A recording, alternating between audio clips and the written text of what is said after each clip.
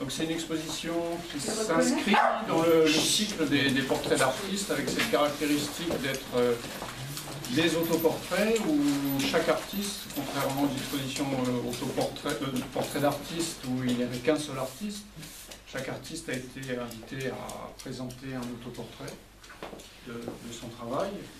Et moi j'ai pensé à cette exposition comme une sorte de condensé de portraits, une espèce de condensé idéal, actuel, contemporain, de ce qui serait un portrait et de ce que veut signifier de se figurer, de se montrer aujourd'hui, de dire à la fois d'affirmer un jeu, de montrer une image, de présenter aussi ce que ça veut dire d'être un artiste, et de réaliser, de participer à une activité qui peut-être consiste à fabriquer ces objets un peu étranges qui sont des objets qu'on peut difficilement appeler autrement que des objets, mais qui sont des œuvres d'art, donc un statut peut-être différent.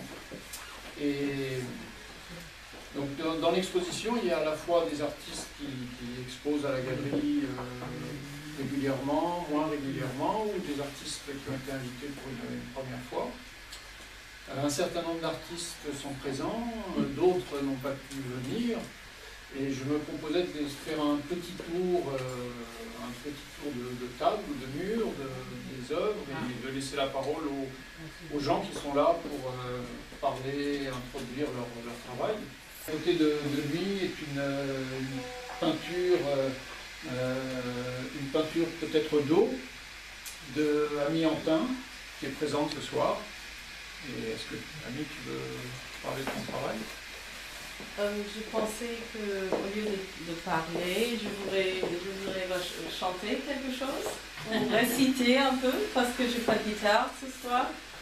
Et puis, ça s'appelle Flow. There must be another way, 'cause birds are singing in the courtyard and moving into my heart. The sun is coming through the clouds, and though it's still a little early, buds are on the branches, and a warm wind winds in from the south.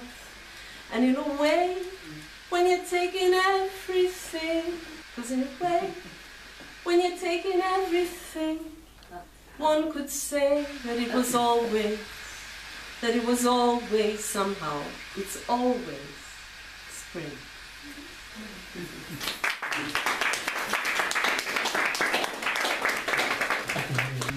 Donc au-dessus de Nicolas Slair et Pat, qui est en train de filmer là maintenant.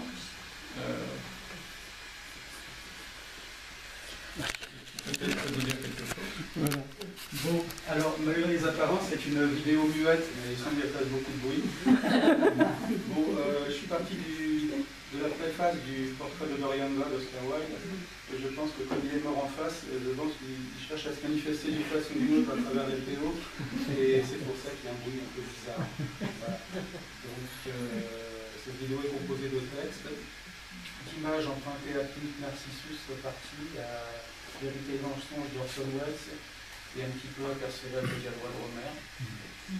Et il y a un propos par rapport à l'artiste, par rapport aussi à la falsification, parce qu'il est question dans la partie qui concerne Orson Welles du faussaire Elmire Rory,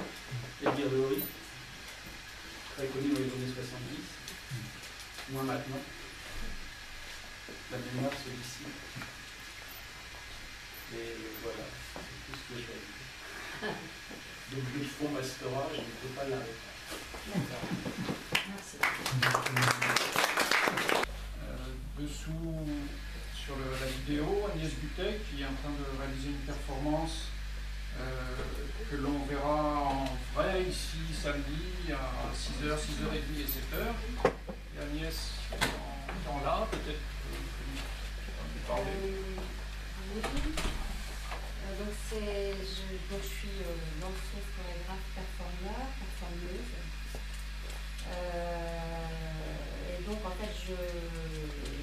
j'étudie mon mouvement.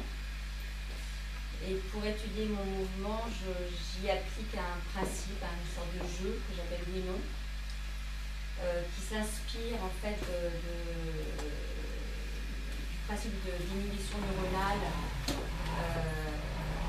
voilà, qui est opéré par le système nerveux pour sélectionner, en fait, pour pouvoir faire des choix sur son mouvement. Donc en fait, je fais une espèce de transposition de ce principe à mon mouvement et voilà, qui fait que je vais dans le sens de mon mouvement où je décide d'aller dans un autre sens que mon mouvement aurait, enfin, là où mon mouvement aurait tendance à m'emmener. Donc en fait, comme ça, j'essaie de jouer sur mes automatismes. Voilà, c'est un petit peu ça l'idée. Et puis, pour complexifier l'expérience, je vis ça comme une expérience, j'écoute un cours de philosophie. Donc qui multiplie en fait les informations à la fois sensitives, sonores, mais aussi évidemment au niveau du sens, des informations sémantiques, et alors je joue évidemment avec ça aussi, donc ça va impacter ou pas le oui-non. Voilà, donc il y a beaucoup d'aléatoires en fait dans cette résonance entre le texte et puis ce que je fais. Et là, sur cette expérience-là, c'est un extrait de La Voix de Deleuze du cours sur Spinoza. Voilà. Le deuxième degré de connaissance.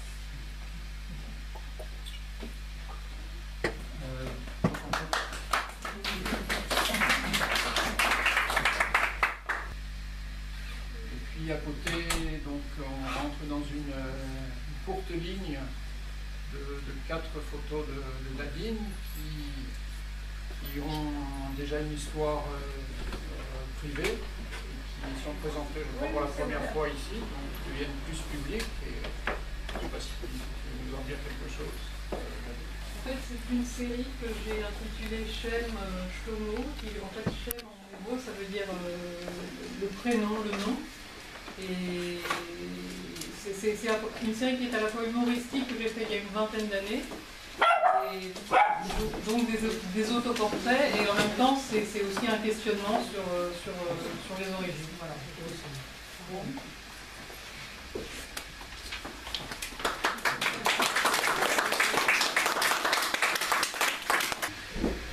À côté, un grand dessin de Diana Quimby qui s'intitule tout simplement La robe, Diana Quimby, La robe.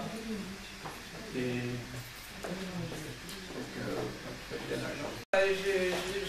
j'ai commencé, je me dessine beaucoup nu comme ça, sans miroir, des photos, et là cette fois j'ai mis une robe, donc c'est la robe qui devient un peu comme la peau. Et voilà, comme vous voyez, j'aime beaucoup les craies, donc voilà, je me regarde dans les craies en dessinant.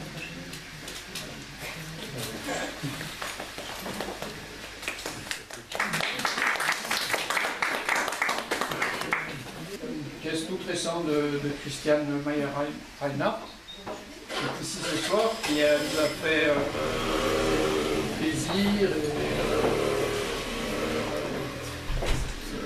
l'honneur de venir directement venir de Bâle pour le vernissage. When Arnaud asked me to take part in this exhibition, in the first moment I thought, oh no, I cannot, because I never work with to show myself. I'm not the point in my work.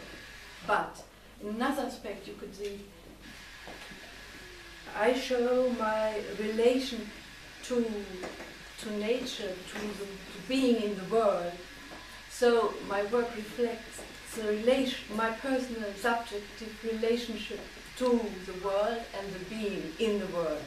So I can take part, I thought. And so I sent it in one of the last pieces I did, something where I allowed myself to do something I never did before, because normally I work with form and structure and gesture. I'm painting or I make installations with forms, repetitions.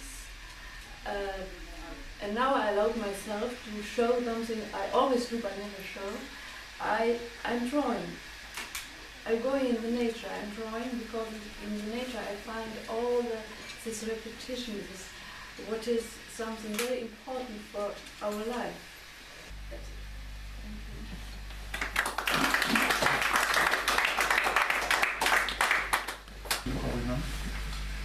À côté, une peinture récente de Stéphane Bayard, qui est ici, et peut-être dire quelques mots. C'est un tableau qui est composé donc avec des pâtes à modeler de couleurs. En fait, ce que j'ai voulu faire, c'est libérer la surface du tableau. C'est-à-dire, c'est un matériau que j'ai utilisé il y a assez longtemps, assez régulièrement. Et donc j'ai souhaité la disposer sur la ligne de contour, enfin la ligne du bas et la ligne du haut, pour libérer en fait une surface qui est un petit peu réfléchissante, sans pour autant être un miroir.